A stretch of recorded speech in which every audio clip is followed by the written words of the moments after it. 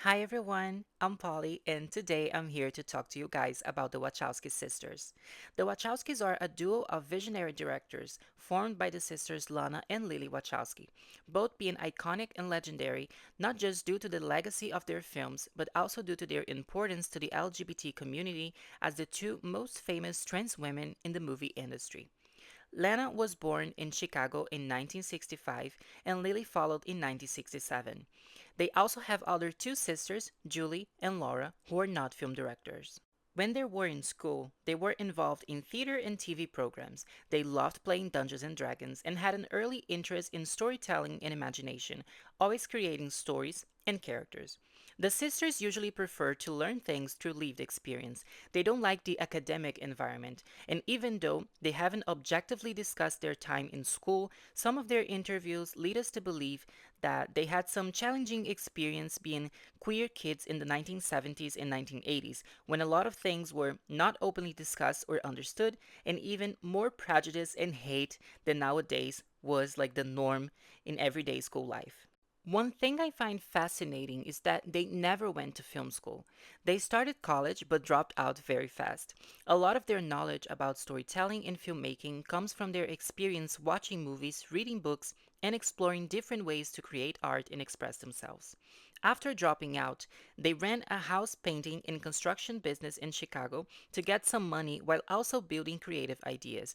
Their first creative gigs were working as writers for comic books. One of the best comics they did, in my opinion, was the Hellraiser and Nightbreed Marvel series, both inspired by the universe and characters created by Clive Barker, who is also an iconic queer artist. He's a legendary gay writer, filmmaker, and visual artist. After that, the Wachowskis were working on a lot of scripts for films, and the first script they sold was for Assassins, which ended up being directed by Richard Donner, the same guy who did The Goonies and Superman. The thing is, the sisters hated the film. They said he changed the story, destroyed the themes and the nuances, and because of that, Lana and Lily even tried to remove their names from the project, but unfortunately, they couldn't do it and are credited on it. After that, they decided that they needed to direct their own scripts because they didn't trust other people to bring their stories to life. At that time, they already had ideas for The Matrix, but knowing that the film would need a big budget, they decided to focus on other things and started their careers as directors with Bound. So now let's talk more about their films and shows. The Wachowskis, they have a lot of experience working with comics, video games, and everything, but here we're gonna focus only on the films, so I'll list them all in order of release. The first one, as I said, was Bound, which is a lesbian thriller that is like a noir film and was released in 1996 and is a queer cult classic. After that, they did The Matrix, the first chapter of the iconic trilogy, which was released in 1999. Then they did The Matrix Reloaded, the second chapter of the trilogy, which was released in 2003. It was a very controversial sequel, but one that I love and defend to death. After that, they did The Matrix Revolutions, the third chapter of the trilogy, which was also released in 2003.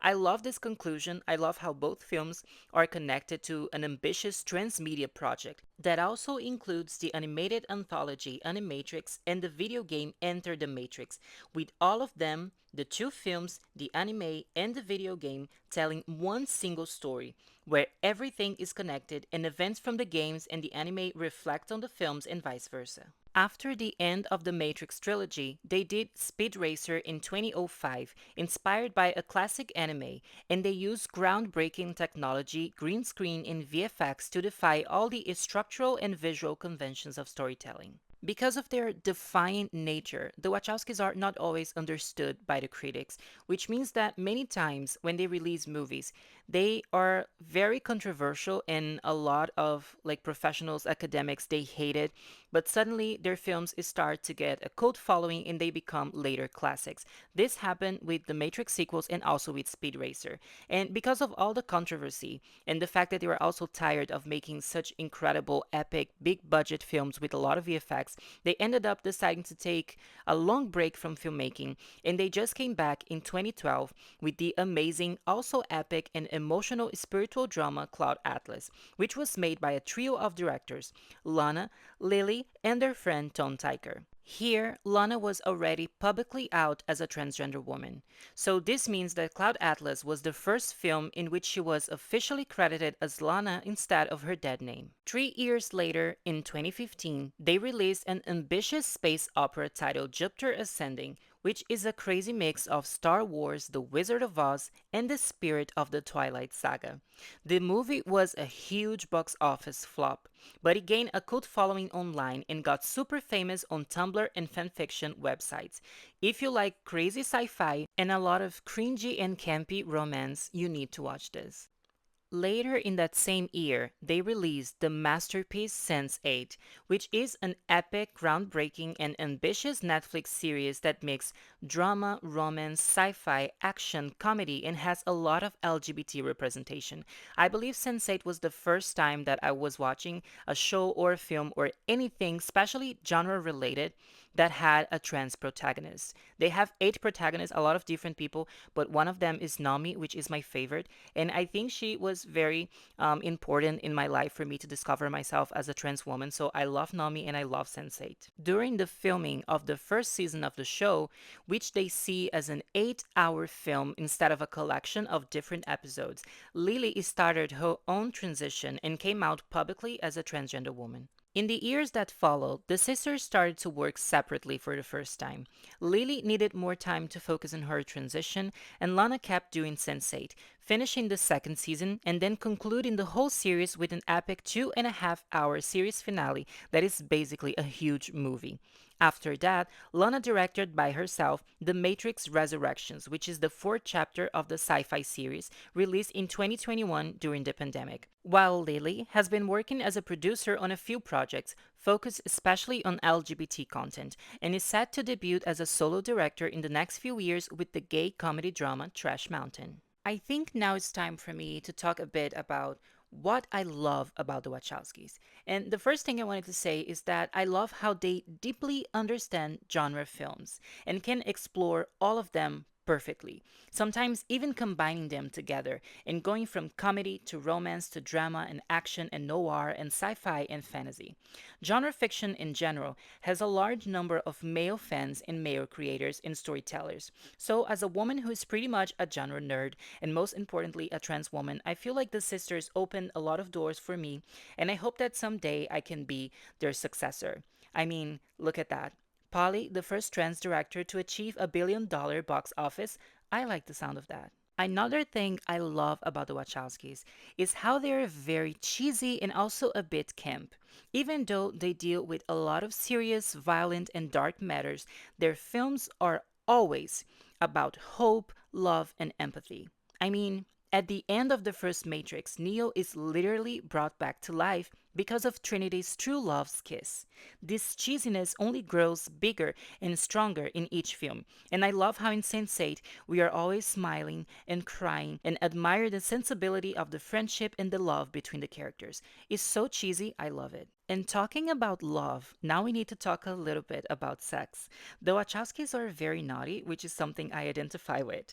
Many of their films include amazing erotic scenes, from Bound to Matrix Reloaded to Clown Atlas. Sense8, more specifically, it's kind of their sexual magnum opus and includes many scenes of psychic orgies that look like Renaissance paintings. It's an orgasmic masterpiece. And now it's time to compare two of their works. I decided to analyze two projects directed by the Wachowskis in very different moments in time to point out how their filmography has evolved and how their approach to filmmaking has changed, especially after their transition.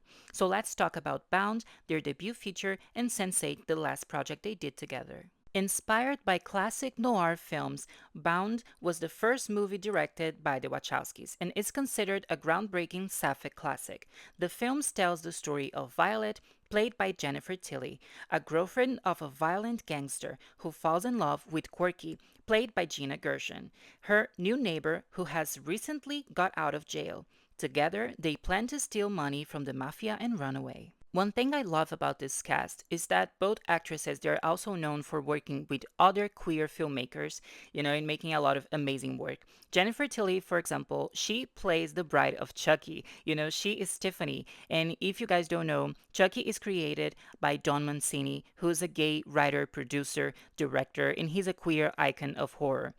We can also say that Gina Gershon, she is very important for the girls and the gays because she was a part of Showgirls and also because she works with Roberto Aguirre Sacasa, which is the creator of Riverdale, The Chilling Adventures of Sabrina, and a lot of shows that people think are trashy, but actually they are amazing, campy, and iconically queer. The film has an aesthetic that resembles what we would later see in the Matrix trilogy. Since many cyberpunk films have a lot of noir influences, we can also think of like Blade Runner. The film uses a lot of hard light and contrast to mimic the visuals of classic black and white crime films. Many times, the film seems staged because of how perfectly planned every detail is, which is also a reference to old films. Bringing some modernity to the film, the Wachowskis balance the retro vibes with a lot of quirky camera movements, use of slow motion, and stylized zoom and close ups on character faces and objects. At that time in their careers, the Wachowskis liked to have a lot of control of the final result of their work. They worked alongside professional storyboard artists to pre plan all the shots with a lot of detail, almost as if they were creating comic books, and they were able to shoot everything exactly how they wanted.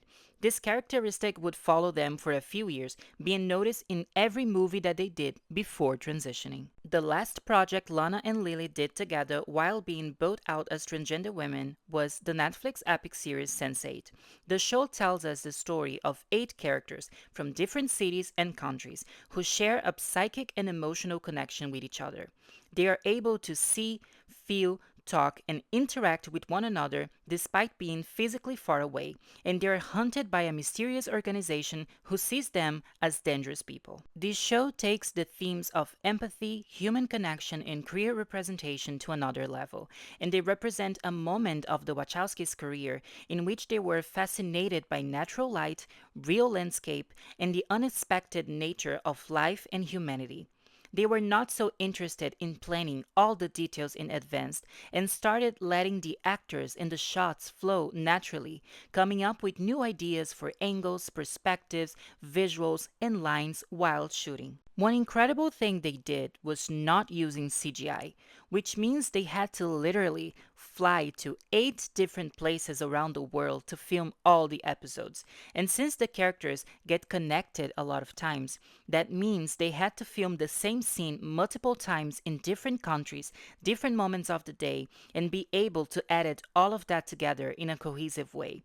Because imagine, like we are here in Canada and then suddenly we are connected to someone in Japan, and then we have a dialogue.